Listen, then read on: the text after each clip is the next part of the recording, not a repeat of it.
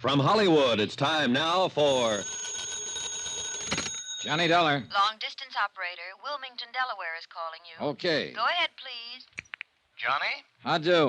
Well, this is Don Freed. What's happening there? Your expenses are running away up, and we haven't gotten a report from you. I've been too busy. What's that supposed to mean? That's supposed to mean that the tip I got was good and it was bad. Yes, Gloria Tierney, 1231 East 57th Street, had a mink coat that was stolen from the Todd estate. No, she didn't tell me much about it because she got herself shot down on the street last night. Yes, I'm working with the police here trying to find out how she comes by the coat. But what I want... Listen, an hour ago I went out to see an ex-husband of hers. His name's Bill Powers, and he seems to be the bird we're looking for. You know what he did? He cried and blubbered all the way down to the morgue. And he's in there right now making a positive identification. I don't blame him for crying. So what's new with you, Mr. Expense Account? Boy, you're a real man-eater today, aren't you? I sure am. Bye.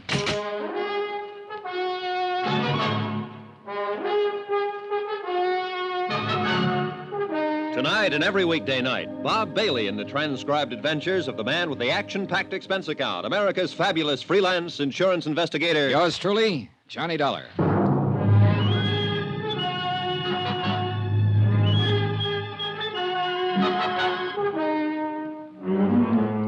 Expense account submitted by Special Investigator Johnny Dollar to Four State Insurance Company, Wilmington, Delaware. The following is an accounting of expenditures during my investigation of the Todd matter. Expense account item 8, 20 cents, aspirin. I bought them in a drugstore across the street from the morgue. I figure I needed them. On the way down in the police car, the ex-husband of Gloria Tierney gave us a very little information about her activities up until the time of her death. After he made the identification, we all walked across the street. Expense account item 9, 30 cents, 3 cups of coffee. Sergeant Mapes, Bill Powers, and myself. Powers cried a while, then straightened out somewhat. I hope you get whoever did this terrible thing, Sergeant. I hope you'll get him real fast. You sure want to, Mr. Powers. Why would anybody do that to Gloria? Why? Maybe you can help us answer that. We hope you can, Mr. Powers. Oh, you. You're just interested in that coat she was wearing. Well, mister, I don't believe she was wearing a stolen coat. What do you think of that? I think that's a pretty fair way to think right now. But it's not very practical since we already have proof that it is a stolen fur and that she was wearing it. Yeah. How about some more coffee? That's cold. What? Oh, no. Look, we're just trying for the facts of the matter, Mr. Powers. I saw Gloria Tierney. I know what kind of a person she was. But we have to start somewhere. You can understand that. Yeah, I suppose so. Now, you told us you saw her last week for a drink. That's right. Have you been seeing her right along? Yeah, sure. Even though you were divorced a year or so ago? Yeah. Yeah. Did you know she's been going with someone else, too? Yeah? Bill? Yeah. Bill Chambers. That his name, Bill Chambers? Well, yeah, I don't know him, but she talked about him a lot. Here.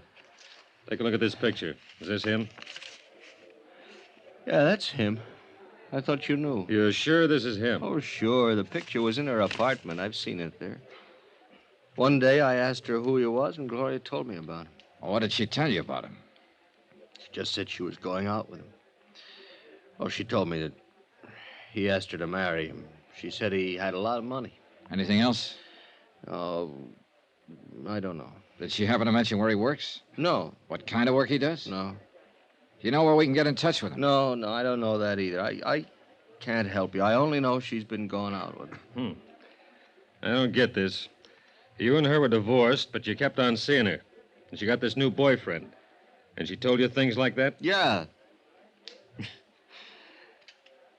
Funny, isn't it? Why'd you bust up? Oh, this and that. Kid stuff. I suppose. It was spat over this and that. I don't know what exactly. Anyway, we were going to straighten it out. We were going to be married again. Oh, what about this Bill Chambers? No, she didn't want to marry him. She wanted to marry me again. She told me. When? Day before yesterday. She said she would marry me. Now she's dead.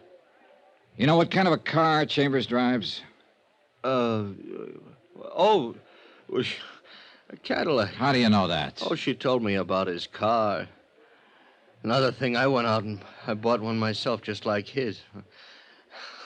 I thought it might do me some good with her. We were crazy, weren't we? Where were you last night? Home. Can you prove it? Oh, yeah. Home. All night. I was home while she was out getting herself killed.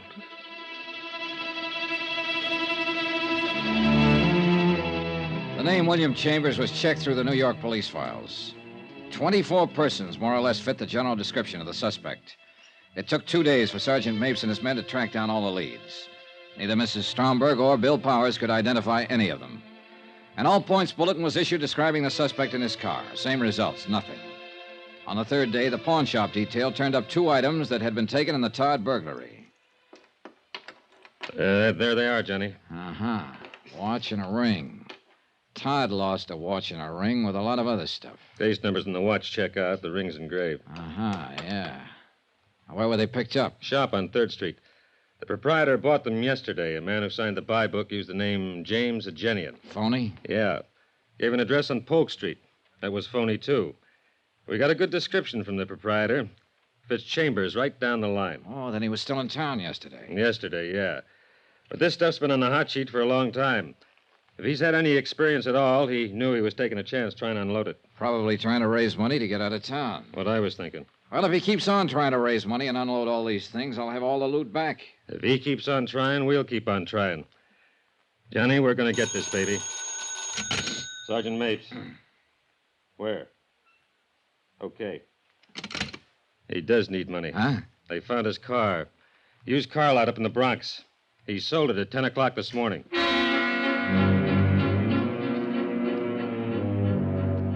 At the used car lot, we learned that a man answering the description of William Chambers had driven in that morning and offered a black 55 Cadillac for sale. The used car lot manager had finally settled on a price and made out a check. He reported that Chambers seemed extremely nervous and anxious to make a quick deal. The car was impounded and examined. A full set of fingerprints on the steering wheel and dashboard gave us a positive identification on William Chambers. Oh, what do you know? William Charles, William Carls, William Charles, Walter Cameron. 1, 2, 3, 7 aliases. Real name, William Charles. Male, Caucasian, age 33. 178, 6'1".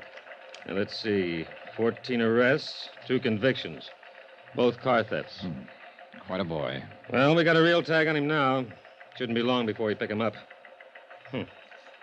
Doesn't look like a killer, does he, Johnny? I don't know. What's a killer supposed to look like? The search for William Charles continued. Associates and relatives listed in his criminal file were contacted and questioned. All denied knowledge of his whereabouts. In the meantime, 2 more pieces of stolen property connected with the Todd burglary were recovered by the pawn shop detail.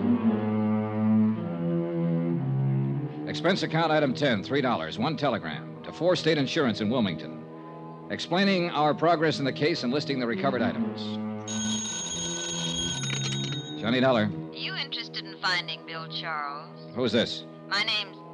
Never mind. Do you want him or don't you? Sure, I want him. I'm at Shroud's Restaurant on 42nd off Broadway. Can you meet me? Yeah. 15 minutes. I'm in a gray suit, pinstripe. I'll be sitting alone. I'll watch for you. Expense account item 11, 75 cents cab fare from my hotel to Schraff's restaurant. A small, pretty brunette woman in nice clothes was seated at a table all alone. She looked more like a housewife on a shopping tour than someone who might be connected with a bandit and a killer. Sit down, Mr. Dollar. Okay, sure. There's a reward posted for William Charles, isn't there? For that Todd matter? That's right, $5,000. Well, I get it if I turn him over to the police. Not all of it. Half of it goes to an ex-convict who tipped me off in the first place. Half? Yes. You don't seem very anxious to get him. Oh, we're anxious. But that's the way it is. This other half of the $5,000 is spoken for. I want to get something else straight. What happens to me? What do you mean? I've known he had a part in that Todd matter for a long while. I haven't said anything. Does that make me a party to it or something? I don't know. Well, this is going to get me in trouble. If I have to spend the money for lawyers to keep out of jail, I don't want any part of it. All right. My company will cover that part. Now, where's Charles? Not so fast. I better have something in writing. Something that says your insurance company will pay me a reward and give me help if I get in trouble. I'll talk to them. I'm thinking of the future. I'm going to have one once this is over. Are you? Yes.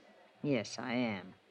Now, how long will it take you to arrange this? Oh, about an hour. I can do it by phone, I guess. That'll be fine. Who are you? Melva Charles. His wife? Yes, that's right. $2,500. Not much for a husband. He's not much of a husband. He was once, but then he had to give away a mink coat and spend time away from me. I see. I doubt it. You people hardly ever see anything. We try. You make the arrangements. I'll meet you again in, say, 2 hours. 2 hours. I gave her a 50-second start before I left the table. When I got out on the street, I was just in time to see her climb into a cab. I was trying to hail one to follow her when a black coupe pulled up to the curbing. Come on in, baby. Hey, Mapes. Get in, the light's changing. That is Melva Charles in that cab up there. Yeah, that's who she said she was. She wants to sell you her husband for the reward, doesn't she? Yeah. What's the delay? She wants to be sure she'll be handled right, the money and all. Say, how did you get in on this? Very dirty trick, baby. Everybody my men questioned about Charles mentioned your name, where you were staying, and what interest the insurance company had in this matter. Somebody was bound to look you up, especially Mrs. Charles. So we've kept an eye on you. Now, where are we, Sergeant? Her name was Melva Thaler before she married Charles. Her old man had a pot of money back in Minnesota. But she couldn't keep out of trouble and got herself disinherited. Money's always been her problem. Isn't it everybody's problem? Not the way it is with her. You should see her record. How much you offer her? Half. The other's spoken for. $2,500. Well, Charles is no good to her now. If he sticks his head out, he'll get caught. So she might as well cash in what she can on him. Nice people, huh? Swell. Uh-oh, she's leaving the cab. Get down to the corner and park. Can you see her? She went into the apartment building. Let's go. Which apartment, Johnny? Here we go. Right. Now where? Beats me. Just a minute. Johnny! Now, what?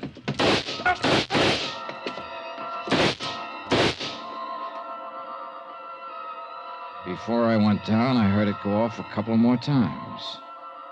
It must have been 6 inches from my head. My eyes couldn't see, and my feet couldn't move. But I could hear. Johnny! Hold on! Hold on, baby!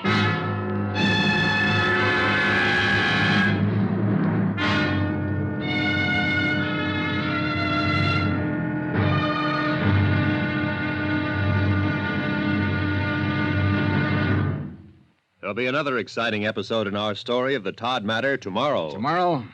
Well, there are times when $75,000 worth of stealing isn't worth a plug nickel. Join us, won't you? Yours truly, Johnny Dollar.